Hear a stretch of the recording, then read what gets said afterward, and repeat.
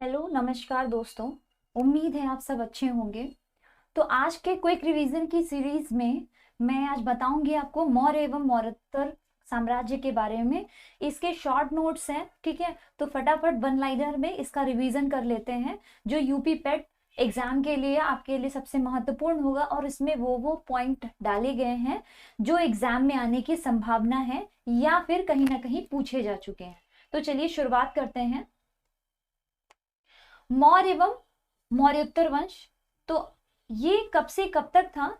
तो ये 322 से 185 ईस्वा पूर्व, ठीक है। मौर्य एवं जो मौर्योत्तर वंश है, ये इसका इसका टाइमिंग था, और इसने लगभग 137 वर्ष तक भारत पर राज्य किया था, ठीक है। तो मौर्य जो वंश है ये प्राचीन भारत का सबसे शक्तिशाली वंश माना जाता है कि ये सबसे शक्तिशाली वंश था, ठीक है। जैसा कि मैंने बताया कि मौर्य राजवंश ने 137 वर्ष भारत में राज्य किया था। अच्छा, मौर्य वंश के संस्थापक कौन थे? तो मौर्य वंश के संस्थापक चंद्रगुप्त मौर्य थे, जिनका जन्म कब हुआ था? जिनका जन्म 345 ईसा पूर्व में हुआ था। और जो मौर्य साम्राज्य है, इन्होंने किसकी सहायता से स्थापित किया था? इन्होंने कौटिल्य की सहायता से मौर्य साम्राज्य की स्थापना की थी। जस्टिन ने चंद्रगुप्त मौर्य को क्या कहा था? तो जस्टिन ने चंद्रगुप्त मौर्य को सेंड्रोकोटस कहा था, ठीक है। और जिसकी पहचान विलियम जोन्स ने चंद्रगुप्त मौर्य के रूप में की थी, ठीक है। तो सबसे बड़ा और सबसे शक्तिशाली और पुराना राजवंश जो है ये मौर्य वंश माना जाता है। इसके ग्रंथ में चंद्रगुप्त मौर्य का विशिष्ट रूप में वर्णन हुआ है। तो चंद्रगुप्त मौर्य के बारे में जिसमें वर्णन हुआ है वो कौन सा है? वो विशाख दत्त द्वारा कृत मुद्रा राक्षस, ठीक है। मुद्रा राक्षस नामक ग्रंथ में चंद्रगुप्त मौर्य के बारे में पूर्णतः वर्णन किया गया है। कौटिल्य प्रधानमंत्री थे। जैसा कि मैंने बताया कि कौटिल्य की सहायता से ही चंद्रगुप्त मौर्य ने जो है मौर्य साम्राज्य की नींव रखी थी, ठीक है। और कौटिल्य जो है, जब वंश इनका बसा था, जब इस साम्राज्य की स्थापना हुई थी, तो कौटिल्य उस साम्राज्य के प्रधानमंत्री हुए थे, ठीक है। और कौटिल्य कब तक रहे? कौटिल्य चंद्रगुप्त मौर्य और बिंदुसार, जो कि चंद्रगुप्त मौर्य के पुत्र थे, इनके टाइम तक प्रधानमंत्री रहे। अच्छा, कौटिल्य द्वारा लिखित सबसे जो महत्वपूर्ण पुस्तक है इनकी, वो कौन सी है? अर्थशास्त्र है। और इस अर्थशास्त्र में राजनीतिक नीतियां, ठीक है, राजनीतिक नीतियों के बारे में बताया गया है। सप्तांग सिद्धांत के अनुसार राज्य के अंग हैं। तो सप्तांग के सिद्धांत थे जो मौर्य वंश के, उसमें राज्य के कौन कौन से अंग थे? राजा, आमत्य, जनपद, दुर्ग, कोश, सेना, मित्र, ये सब क्या थे? ये राज्य के अंग थे। चंद्रगुप्त मगध की राजगद्दी पर कब बैठे थे? तो ये मगध की राजगद्दी पर 322 ईसा पूर्व में बैठे थे। और जो चंद्रगुप्त मौर्य थे, ये जैन धर्म के अनुयायी थे, ठीक है। चंद्रगुप्त मौर्य का अंतिम समय, तो चंद्रगुप्त मौर्य का अंतिम समय जो था वो कर्नाटक के श्रवणबेलगोला नामक स्थान पर था। इन्होंने उपवास द्वारा, ठीक है, जैन धर्म में एक रीति है जिसमें क्या होता है? उपवास के द्वारा प्राण त्याग दिए जाते हैं, ठीक है। तो ये जैन धर्म के अनुयायी थे, तो उन्होंने उसी को फॉलो करते हुए, ठीक है, उसी प्रथा को फॉलो करते हुए उपवास किया था। और उपवास के दौरान क्या हुआ था? इन्होंने अपने प्राण त्याग दिए थे। अच्छा, चंद्रगुप्त ने किसको किसको हराया था? तो चंद्रगुप्त ने 305 ईसा पूर्व में सेलुकस, ठीक है। सेलुकस कौन था? सेलुकस था सिकंदर का सेनापति, सिकंदर का सेनापति था, ठीक है। तो सेलुकस जो है, सेलुकस को ही चंद्रगुप्त मौर्य ने 305 ईसा पूर्व में हराया था, ठीक है। और जब सेलुकस को हराया था तो सेलुकस ने अपनी जो बेटी है, बेटी का नाम क्या था? सेलुकस निकेटर की पुत्री का नाम क्या था? हेलेना। हेलेना, इसे अन्य नाम से भी जाना जाता है कॉर्नेलिया, कॉर्नेलिया, ठीक है। सेल्यूकस निकेटर ने अपनी बेटी की शादी चंद्रगुप्त मौर्य से कर दी थी। और चार प्रांत कौन से? काबुल, कंधार, हेरात और मकरान, ये भी क्या हुआ था? संधि के दौरान सेल्यूकस ने चंद्रगुप्त मौर्य को दे दिए थे। मेगास्थनीज, चंद्रगुप्त मौर्य के समय कौन आए थे दार्शनिक जो थे, ये मेगास्थनीज आए थे, ठीक है। और ये सेल्यूकस निकेटर का राजदूत था। इनके द्वारा लिखी गई पुस्तक कौन सी थी मेगास्थनीज द्वारा? तो मेगास्थनीज द्वारा लिखी गई पुस्तक इंडिका। चंद्रगुप्त मौर्य सेल्यूकस के बीच युद्ध का वर्णन कहाँ मिलता है? तो जो युद्ध का वर्णन है ये एपियानस ने किया था, चंद्रगुप्त मौर्य और सेल्यूकस के युद्ध के बीच का वर्णन। डायमेकस भारत आया था, तो डायमेकस किसके समय भारत आया था? अब बात हो रही है बिंदुसार की, ठीक है। तो डायमेकस जो है वो बिंदुसार के शासनकाल, बिंदुसार कौन था? ये बिंदुसार चंद्रगुप्त मौर्य का पुत्र था, ठीक है। चंद्रगुप्त मौर्य का पुत्र था और इसी के शासनकाल में डायमेकस भारत आया था। पाटलिपुत्र में स्थित चंद्रगुप्त मौर्य का जो महल है वो किसका बना है? वो लकड़ी का, जो कि पुराने मेगास्थनीज ने भी इसका वर्णन किया है कि जो चंद्रगुप्त मौर्य का राज्य था, जो मतलब सॉरी उसका जो राजमहल था, ठीक है, वो किसका बना हुआ था? वो लकड़ी का बना हुआ था और उस पे सुंदर नक्काशियां बनी हुई थी। बुलंदी बाग प्राचीन स्थान, तो जो बुलंदी बाग प्राचीन स्थान है ये पाटलिपुत्र का ही एक जगह है, ठीक है। मालवा, गुजरात, महाराष्ट्र, पहली बार तो चंद्रगुप्त मौर्य द्वारा मालवा, गुजरात और महाराष्ट्र जो है पहली बार किसके द्वारा जीता गया था? चंद्रगुप्त मौर्य द्वारा। अच्छा, अशोक, चंद्रगुप्त, बिंदुसार तथा कुरान में से वह मौर्य राजा जिसने दक्कन पर विजय प्राप्त की, तो इन चारों में से दक्कन पर विजय प्राप्त करने वाला चंद्रगुप्त मौर्य ही थे।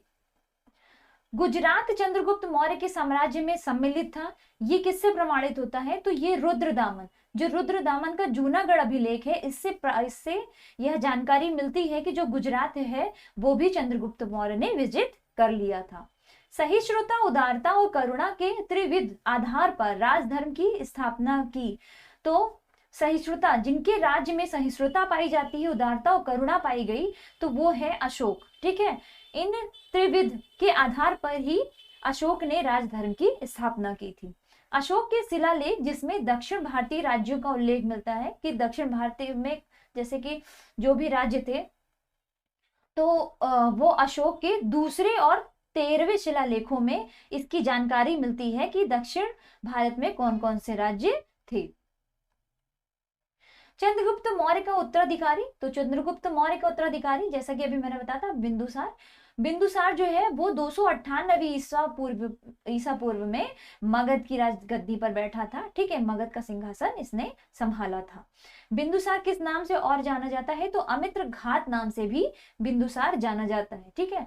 चंद्रगुप्त मौर्य जो थे वो जैन धर्म के अनुयायी थे, बल्कि जो बिंदुसार जो थे ये आजीवक संप्रदाय थे, ठीक है। ये आजीवक संप्रदाय के अनुयायी थे, जबकि अशोक जो है ये बुद्ध धर्म के अनुयायी थे, ठीक है। वायु पुराण में बिंदुसार को क्या कहा गया? तो वायु पुराण में बिंदुसार को भद्रसार या फिर वरीसार, भद्रसार या फिर वारीसार कहा गया, ठीक है। बिंदुसार के समय या शासन काल में जो विद्रोह हुए, तो उस टाइम पे बिंदुसार के समय 2 विद्रोह हुए थे। एक हुआ था तक्षशिला में, ठीक है, एक तक्षशिला में हुआ था जिसको दबाने के लिए या जिसको विजित करने के लिए सुशीम को भेजा था, और जो दूसरा विद्रोह उसको अशोक को भेजा गया था विजित करने के लिए, ठीक है, याद रहेगा। चलिए, एथेनियस के अनुसार बिंदुसार ने शासक एंटियोकस, तो एंटियोकस जो है इनसे क्या क्या मंगवाया था? इनसे मदिरा, सूखे अंजीर और एक दार्शनिक भेजने की प्रार्थना की थी, ठीक है। एंटियोकस कहाँ का राजा था? एंटियोकस सीरिया का राजा था, ठीक है, सीरिया का राजा था। एंटियोकस प्रथम जो था ये सीरिया का राजा था, ठीक है। और इससे मदिरा, सूखे अंजीर और एक दार्शनिक भेजने की जो है बिंदुसार ने प्रार्थना की थी। बौद्ध विद्वान तारानाथ ने बिंदुसार को 16 राज्यों का विजेता बताया, ठीक है। जो उस टाइम पे बौद्ध विद्वान थे तारानाथ, इन्होंने बिंदुसार को 16 राज्यों का विजेता बताया था। अच्छा, बिंदुसार का उत्तराधिकारी, तो चंद्रगुप्त मौर्य के उत्तराधिकारी थे बिंदुसार, ठीक है, और बिंदुसार के उत्तराधिकारी थे अशोक महान, जो कि सबसे शक्तिशाली मौर्य वंश के राजा या संस्थापक या सम्राट कहे जाते हैं, ठीक है। इसीलिए इनको क्या कहा जाता था, इनकी उपलब्धियों के कारण ही इनको अशोक महान कहा गया, सम्राट अशोक कहा गया, ठीक है। अच्छा, ये देव नाम प्रिय, इसका मतलब क्या होता है? इसका मतलब होता है बिलव्ड ऑफ गॉड्स, ठीक है। इसीलिए देव नाम प्रिय की जो उपाधि है वो अशोक ने ली थी, ठीक है। राजगद्दी पर बैठने के समय अशोक राज्यपाल था, तो जब राजगद्दी पे वो बैठा था तो वो कहाँ का राज्यपाल था? वो अवंती, ठीक है, अवंती का राज्यपाल था। मौस्की और गुजरा अभिलेख में अशोक का वर्णन मिलता है, ठीक है। और पुराणों में अशोक को क्या कहा गया? अशोक वर्धन कहा गया। अशोक का आक्रमण, तो अशोक ने कहाँ आक्रमण किया था? तो अशोक ने अपने शासन काल की 8वें वर्ष में कलिंग पर आक्रमण किया था। और कब किया था? 261 ईसा पूर्व में किया था। बताया जाता है कि इसमें लगभग 1 लाख लोगों की मृत्यु हो गई थी, जिसको देखकर अशोक को बहुत ही ज्यादा इनको आघात पहुंचा था। और उसके बाद से ही इन्होंने क्या किया था? उसके बाद ही इन्होंने युद्ध की जो मंशा थी उसको छोड़ दिया था, ठीक है। युद्ध से इन्होंने त्याग ले लिया था। और जो कलिंग है उस टाइम पे उसकी राजधानी क्या थी? तोसली, ठीक है। तोसली पर इन्होंने अधिकार कर लिया था। अशोक को बौद्ध धर्म की दीक्षा, तो अशोक को बौद्ध धर्म की दीक्षा किसने दी थी? उपगुप्त नामक बौद्ध भिक्षु द्वारा इनको अशोक को बौद्ध धर्म की दीक्षा दी गई थी। आजीविकों के रहने के लिए अशोक ने बराबर की जो है पहाड़ियां बनवाई थी। जो ये बराबर की पहाड़ियां हैं ये कहाँ पर स्थित है? बराबर की जो ये पहाड़ियां हैं ये स्थित है बिहार राज्य के जहानाबाद में स्थित है, ठीक है। जहानाबाद के भी एक जिला है गया, ये यहाँ पर स्थित है। लगभग 24 किलोमीटर दूरी पर स्थित ये गुफाएं हैं। और जिसे कैसे बनाया गया है? ये चट्टानों को काट कर बराबर की जो पहाड़ियां हैं, ये गुफाएं हैं जो है बनाई गई थी, ठीक है। अशोक की माता का नाम क्या था? तो अशोक की माता यानी कि बिंदुसार की पत्नी का नाम था सुभ्रदांगी, ठीक है। भारत में शिलालेख का प्रचलन, तो भारत में शिलालेख का जो प्रचलन है वो अशोक द्वारा सबसे पहले चलाया गया था, ठीक है। अशोक के जो अभिलेख हैं, शिलालेख हैं, ये ब्राह्मी लिपि, खरोष्टी, ग्रीक और अरमाइक, ठीक है। ये इन लिपियों का प्रयोग जो है अशोक ने अपने शिलालेख में किया था। जो ग्रीक और अरमाइक अभिलेख हैं, ठीक है, लिपि में जो अभिलेख हैं ये कहाँ मिलते हैं? इनके द्वारा इस लिपि द्वारा लिखे गए अभिलेख जो है वो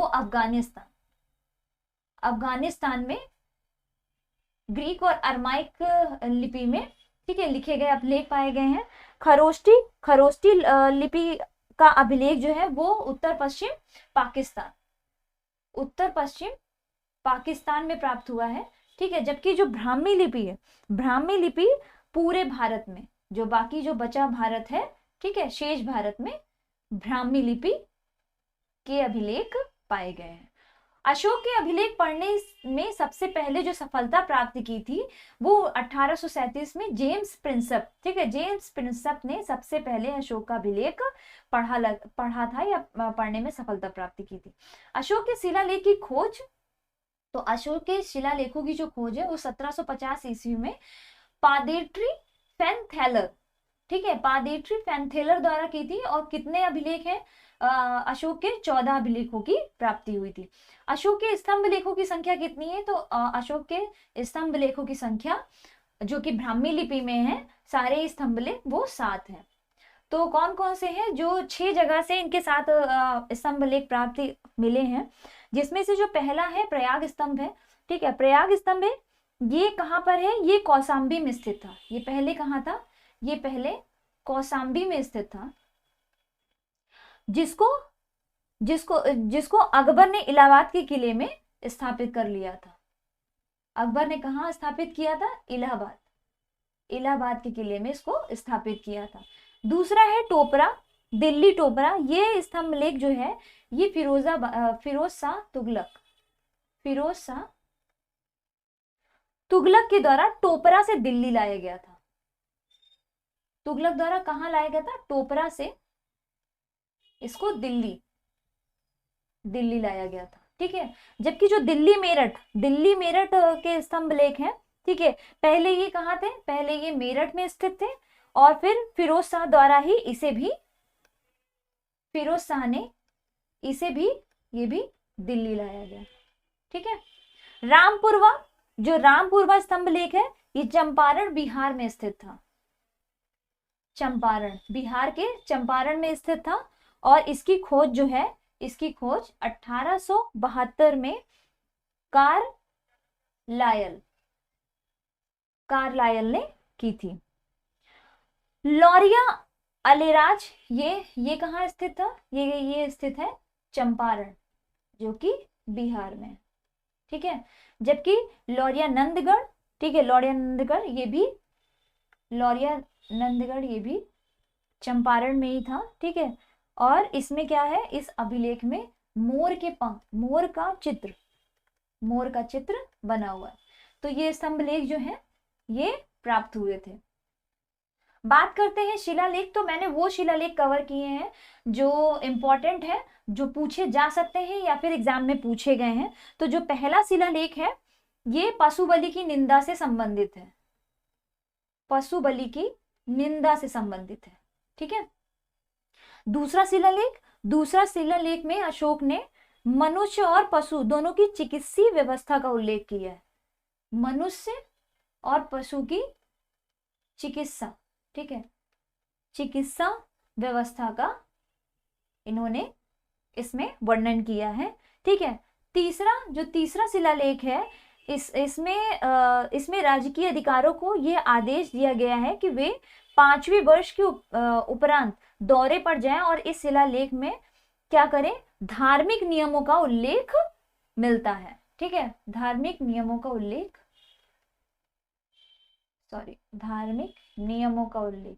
सिंपल से ये जाने कि धार्मिक नियमों का उल्लेख जो है वो कहाँ मिलता है? तीसरे अभिलेख में मिलता है।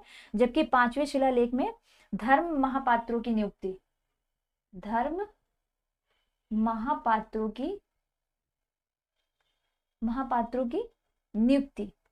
नियुक्ति के विषय में जानकारी कहाँ से मिलेगी?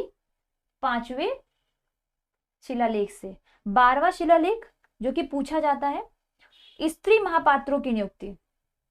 तो 12वें शिलालेख में स्त्री महापात्रों की नियुक्ति के बारे में जानकारी मिलती है। ठीक है, 13वें शिलालेख में कलिंग युद्ध का वर्णन है। ठीक है, और ये पूछा भी कई बार जा चुका है। कलिंग युद्ध का जो वर्णन है वो कहाँ मिला है? वो 13वें शिलालेख में प्राप्त होता है। ठीक है, और इसमें ही हृदय परिवर्तन की बात भी कही गई है। पड़ोसी राज्यों का वर्णन भी इसमें मिलेगा। पड़ोसी राज्यों का वर्णन कि उनके राज्य के दौरान कौन कौन से राज्य थे उनके पड़ोस में। ठीक है, पड़ोसी देशों में।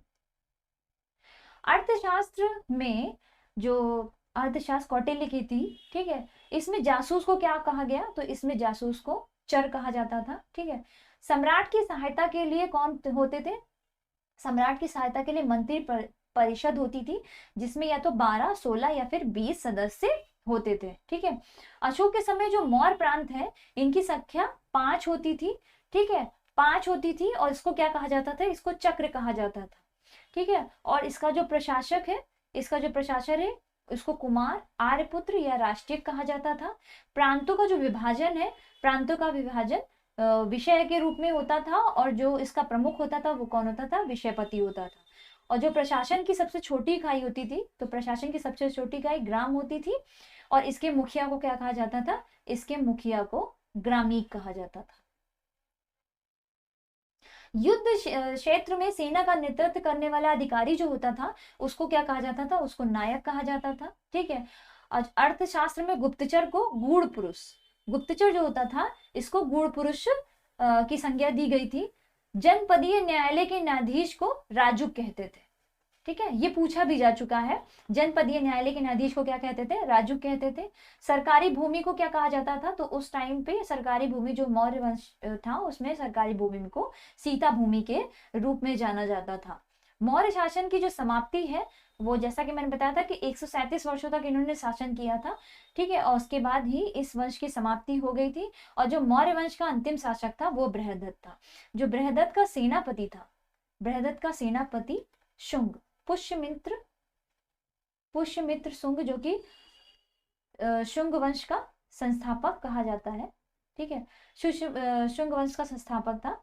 पुष्यमित्र शुंग ने बृहदत्त की हत्या कर दी थी और यहीं से ही शुंग वंश की स्थापना हुई थी।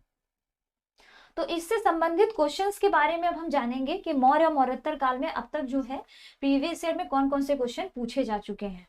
तो पहला क्वेश्चन है, मौर्यकालीन भारत के विवरण वाली इंडिका के लेखक कौन थे? कि जैसा मैंने नोट्स में आपको बताया भी था, और ये ये कब पूछा जाएगा, ये यूपी ट्रिपल एससी में पूछा गया है।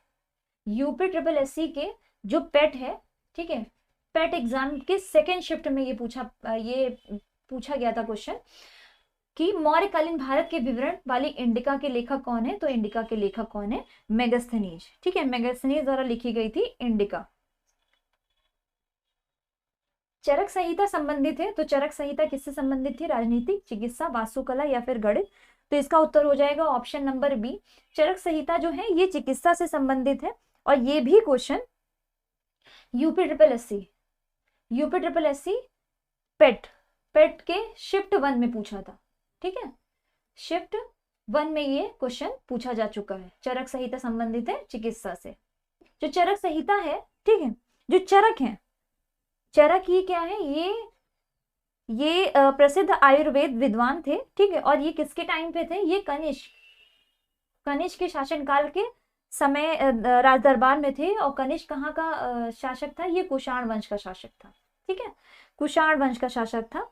और इनकी प्रसिद्ध रचना के बारे में बताई चुकी हूँ, चरक संहिता। और इसमें किसकी बात की गई? चिकित्सा की बात की गई, मतलब इसमें रोगनाशक और रोग निरोधक औषधियों का भी उल्लेख मिलता है।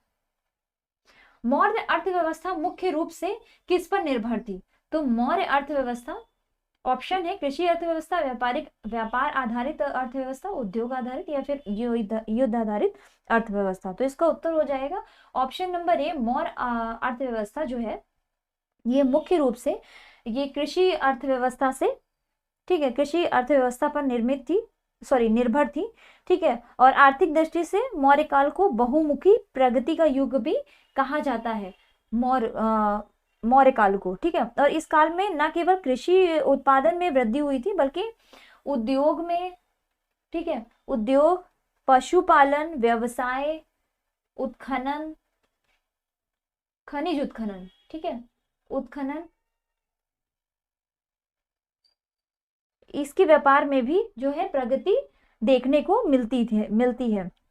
और आर्थिक व्यवस्था का जो आधार है, जैसा कि मैंने बताया, कृषि था। धीरे धीरे व्यापार का महत्व यहाँ पर बढ़ने लगा था, और जो अर्थव्यवस्था में नई भूमि पर जो है कृषि प्रोत्साहन देने की बात इसमें की गई थी। अशोक के प्रधान शिलालेखों में सबसे बड़ा शिलालेख कौन सा है? तो अशोक के प्रधान शिलालेखों में सबसे बड़ा जो शिलालेख है वो 13वां शिलालेख है, जिसमें कलिंग युद्ध का वर्णन किया गया है। कलिंग युद्ध का वर्णन मिलता है 13वें शिलालेख में, ठीक है। और पड़ोसी राज्यों का भी वर्णन मिलता है।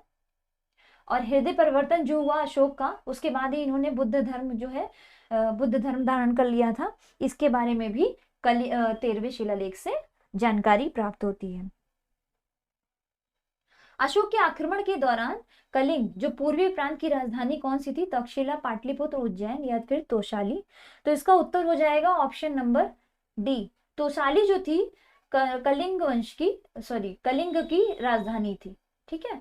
तोशाली जो थी ये कलिंग की राजधानी थी, जिस पर अशोक के कलिंग आक्रमण के दौरान इन्होंने इसकी राजधानी पर आधिपत्य जमा लिया था।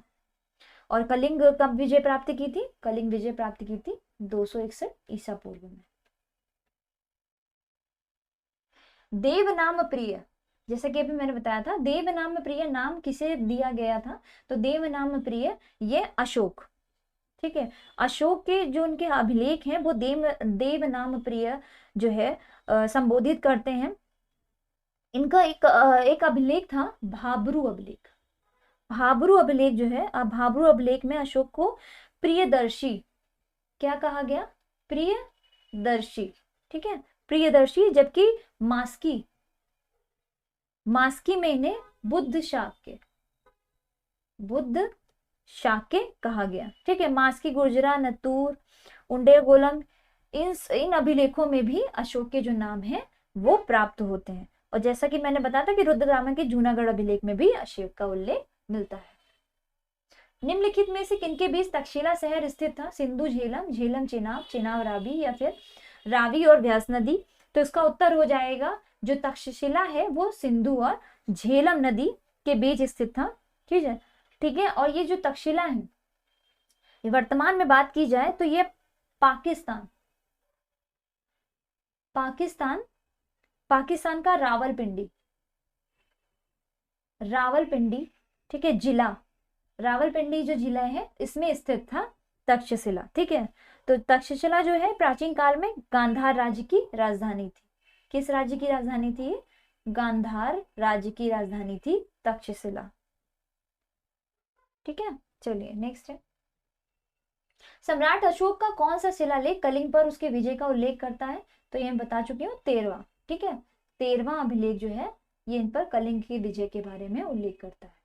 अशोक का सिंह चतुर्भुज स्तंभ शीर्ष में एक स्तंभ था, तो कन्नौज, गौतम बुद्ध नगर, संभल या सारनाथ? तो इसका उत्तर हो जाएगा option number D, Sarnath, Sarnath, ठीक है। ये क्वेश्चन पूछा गया है राज्य मंडी परिषद, ये भी यूपी 888 द्वारा कराया जाता है एग्जाम, ठीक है।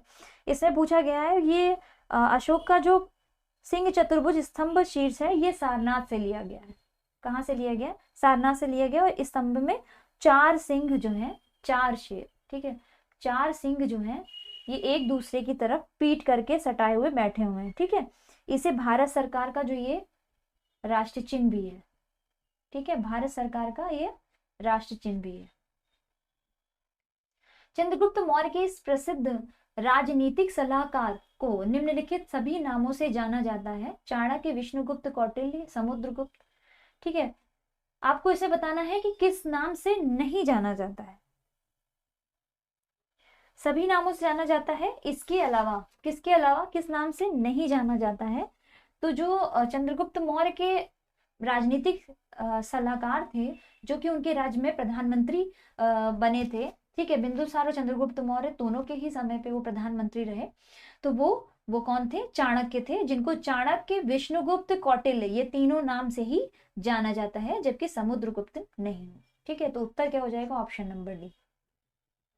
अशोक के कौन से शिलालेख में ब्राह्मी लिपि का प्रयोग नहीं किया गया था? तो आपको बताना है इसमें से कौन सा शिलालेख है जिसमें ब्राह्मी लिपि का जो है प्रयोग नहीं हुआ? सारनाथ, सहबाजगढ़ी, धौली, या इनमें से कोई नहीं? तो इसका उत्तर हो जाएगा सहबाजगढ़ी जो शिलालेख है, ठीक है, इसमें जो है ब्राह्मी लिपि में सहबाजगढ़ी एक गांव और ऐतिहासिक स्थल है, ठीक है, जहां पाकिस्तान के मर्दान जो कि ये पाकिस्तान के मर्दान जिले में स्थित है, ठीक है। यह स्थल 3री शताब्दी में सम्राट अशोक द्वारा स्थापित शिलालेख के लिए प्रसिद्ध है। और इसलिए जो लिपि है, ये जो जगह है यहाँ पे खरोष्ठी लिपि में प्रयोग किया हुआ अभिलेख प्राप्त होता है, ना कि ब्राह्मी लिपि में, ठीक है। 30 जनवरी 2004 द्वारा इस ऐतिहासिक स्थल को विश्व विरासत सूची में भी शामिल किया गया था, यूनेस्को, ठीक है, यूनेस्को की विश्व विरासत सूची में भी सहबाजगढ़ी को शामिल किया गया था। निम्नलिखित में से मौर्य कला का सर्वोत्तम प्रतिमान कौन सा है? स्तंभ, स्तूप, चैत्य या बारादरी? तो उत्तर हो जाएगा स्तंभ, ठीक है, स्तंभ है। ये कनिष्क सहायक में क्वेश्चन पूछा गया था। ये जितने भी क्वेश्चन मैंने डाले हैं, ठीक है, ये यूपी 888 के किसी ना किसी एग्जाम में पूछे गए हैं, ठीक है। तो मौर्य कला का सर्वोत्तम प्रतिमान कौन सा है? स्तंभ है, ठीक है।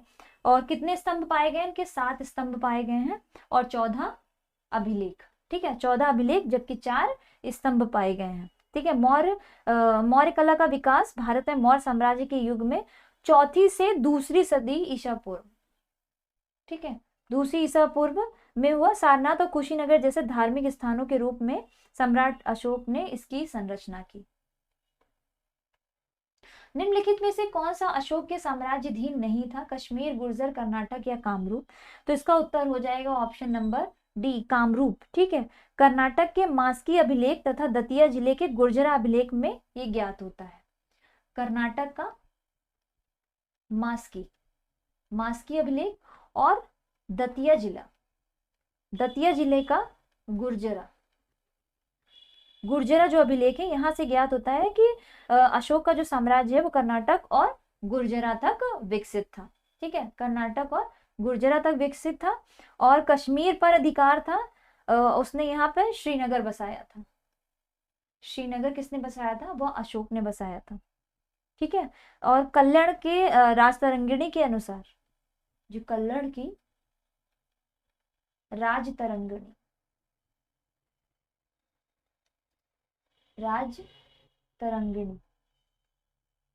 तरंगिणी के अनुसार अशोक की मृत्यु के बाद जब केंद्रीय सत्ता कमजोर पड़ने लगी थी, तब उसके राज्य थे, उसके प्रतिनिधि जालोक ने अपनी स्वतंत्रता घोषित कर कश्मीर को मौर्य साम्राज्य से क्या किया था? अलग कर दिया था। ठीक है, कामरूप जो है ये असम का पुराना नाम है।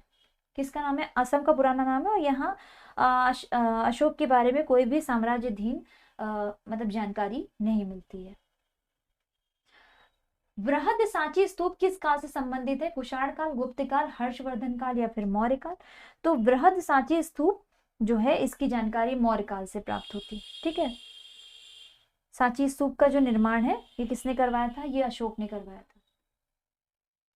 अशोक ने करवाया था 300 ईसा पूर्व में।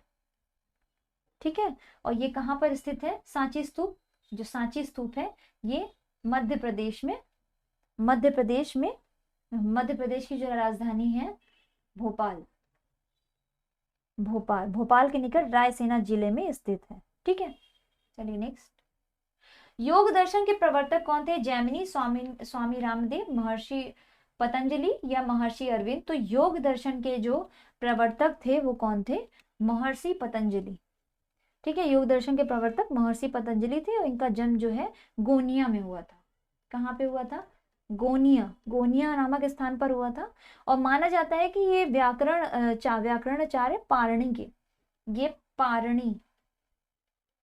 पारणी के कौन थे? पारणी के ये शिष्य। ठीक है, पारणी के ये शिष्य थे। और भारतीय दर्शन साहित्य में महर्षि पतंजलि के इनके 3 ग्रंथ मिलते हैं। कौन कौन से? योग सूत्र, महाभाष्य भी पतंजलि द्वारा लिखा गया है। ठीक है, और तीसरा है आयुर्वेद पर ग्रंथ। अगला है, दी गई जानकारी से राजवंश की पहचान करें कि पुष्यमित्र ने इस वंश की स्थापना की। इसके प्रभुत्व दक्षिण में नर्मदा नदी तक फैले थे और पाटलिपुत्र, अयोध्या और विदिशा के शहर में शामिल थे। इन्होंने 2 अश्वमेध बलिदान किए। इन्होंने बैक्ट्रियन राजा डेमेट्रियस को भी हराया। राजवंश का 5वां राजा भागभद्र था। पतंजलि के गौरव ग्रंथ महाभाष्य इस समय के दौरान लिखे गए थे। तो ये बात हो रही है शुंग वंश की। ठीक है, मैंने बताया था कि जो मौर्य वंश के आखिरी राजा थे बृहद्रथ जो थे। ठीक है, इनको ये इसके सेनापति थे। कौन? इसके सेनापति थे पुष्यमित्र शुंग। और इन्होंने क्या करा था? बृहद्रथ को मार दिया था और उसके बाद शुंग राजवंश की स्थापना की गई थी। ये कट्टर ब्राह्मणवादी थे। ठीक है, ये कट्टर ब्राह्मणवादी थे। इन्होंने 2 अश्वमेध यज्ञ भी कराए थे। इसके बारे में पूछा भी जा चुका है। चलिए नेक्स्ट है, प्राचीन भारत के महान व्याकरणविद पतंजलि किसके समकालीन थे? चंद्रगुप्त मौर्य, अशोक, पुष्यमित्र शुंग या वसुमित्र? तो इसका उत्तर हो जाएगा पुष्यमित्र शुंग। ठीक है, पुष्यमित्र शुंग जो है ये किसके समकालीन थे? पतंजलि जो है ये पुष्यमित्र शुंग के समकालीन थे और इन्हीं के टाइम पे क्या लिखी गई थी? महाभाष्य। ठीक है, महाभाष्य इन्हीं के टाइम पे लिखी थी। कनिष्क प्रथम के शासन काल के दौरान की गई प्रसिद्ध आयुर्वेद विद्वान रहा था। तो कौन सा विद्वान रहा था? पराशर, सुश्रुत, चरक या धन्वंतरी? तो मैंने बताया था कि चरक। ठीक है, चरक जो है, चरक महर्षि जो है, ये कनिष्ठ कनिष्ठ किस वंश का था? कुषाण वंश, कुषाण वंश का था, ठीक है। और चरक इन्हीं के टाइम पर इनके राज दरबार में थे, ये एक आयुर्वेद विद्वान थे। कुषाण मूलतः कहाँ के निवासी थे? मध्य एशिया, चीनी तुर्किस्तान, तिब्बत या ईरान। तो जो कुषाण है ये मूलतः मध्य एशिया, ठीक है, ये मध्य एशिया के निवासी थे। वहां से निकाले जाने पर ये लोग काबुल कंधार में आकर बस गए थे, ठीक है, काबुल और कंधार, काबुल और कंधार में आके ये बस गए थे, ठीक है। वहां वहां और तथा वहां की जो सभ्यता थी वहां से प्रभावित हुए, और ये भारत आने वाले यूची जाति के 5 शाखाओं में से एक थे। यूची जाति, यूची जाति की 5 शाखाओं में से एक थे कौन? कुषाण, ठीक है। तो ये मौर्योत्तर काल से संबंधित जो इंपॉर्टेंट फैक्ट आपके पूछे जा सकते हैं या पूछे गए थे, दोनों का ही इसमें सम्मिलित रूप मैंने आपके सामने जो दिया है, ठीक है। और इसमें क्या क्वेश्चन पूछे जा चुके हैं प्रीवियस ईयर में, वो भी क्वेश्चन आपको कराए जा चुके हैं, ताकि यूपी ट्रिपल एससी पेट में आपके लिए ये महत्वपूर्ण हो। और जैसा मैंने बताया भी कि 2-3 क्वेश्चन जो थे वो पेट में ऑलरेडी पूछे भी जा चुके हैं, ठीक है। तो ये प्लीज, ये रिवीजन सीरीज है, इसीलिए मैं इसको फटाफट करवा रही हूँ, ताकि आप लोग का जो रिवीजन है वो टाइमली हो जाए और आप पेट में अच्छा परफॉर्मेंस दे सको। तो thank you for your support, ठीक है। इसी तरह से लाइक और शेयर करते रहिए, आपके भरपूर सहयोग से ही मुझे भी हिम्मत मिल रही है कि मैं अच्छी से अच्छी क्लासेस आपके लिए अपलोड कर पाऊँ। So thank you so much for your support, और प्लीज प्लीज सब्सक्राइब और शेयर करना मत भूलिएगा, ठीक है, प्लीज। चलिए, थैंक यू एंड धन्यवाद, मिलते हैं अगली क्लास में।